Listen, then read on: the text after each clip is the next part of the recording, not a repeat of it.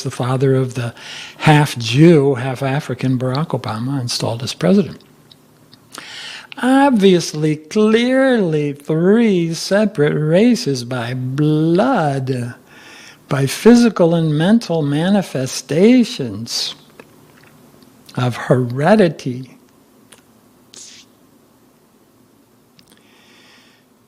And we're told World War II began in 1939, but this newspaper, you can see it in small print there, it says March 24, 1933. 6 years before the official start of World War II, 6 years before, Jewry declared war. International Jewry, worldwide Jewry, declared war on Germany, but not just Germany, the country, but on all Germans around the world.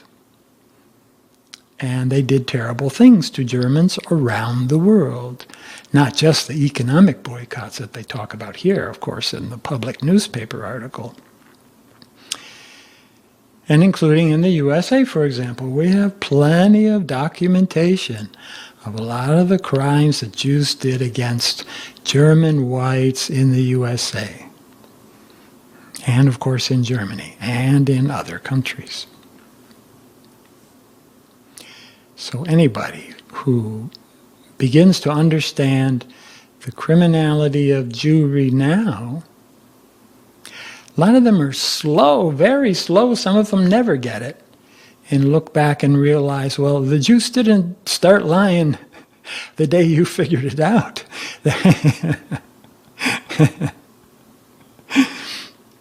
They've been lying about Germany from the get-go. March 1933, Adolf Hitler had just been elected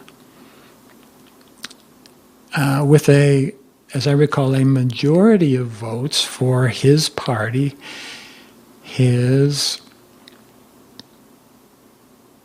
German Workers' Party, and then President Hindenburg of Germany appointed Adolf Hitler chancellor. He deserved that position, that number 2 position in the country, because of the election results.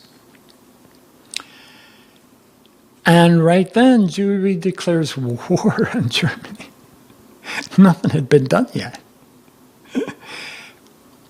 It's just proof. Anybody with a working brain and applies a little bit of logic, a little bit of thought, can make the proper conclusions. One more thing in history, another crypto-Jew, Truman. Yes, Truman also.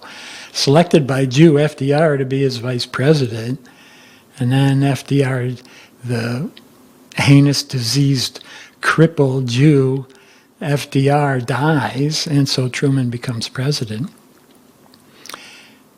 And you can see the New York Journal-American of April 24, 1946, the year after World War II ended, has this item, asked what the S stands for in the name of President Harry S. Truman. And sometimes you find in history where the S had no period after it. But here there's a period after it, implying that it's an abbreviation, rather than just a place taker, S with no period. But anyway, Harry S. Truman, the chief executive, Truman, explains its presence by saying it is the first initial of the names of his paternal and maternal grandfathers, which were Ship and Solomon. Those are both very Jewy names. But there in 1946,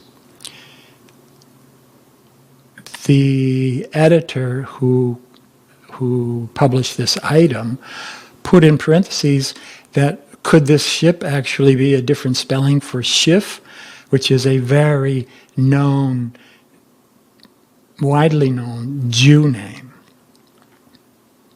So that's a good insertion there, but Ship is good enough. It's very, very Jewy. And Solomon, you don't get more Jewy than that.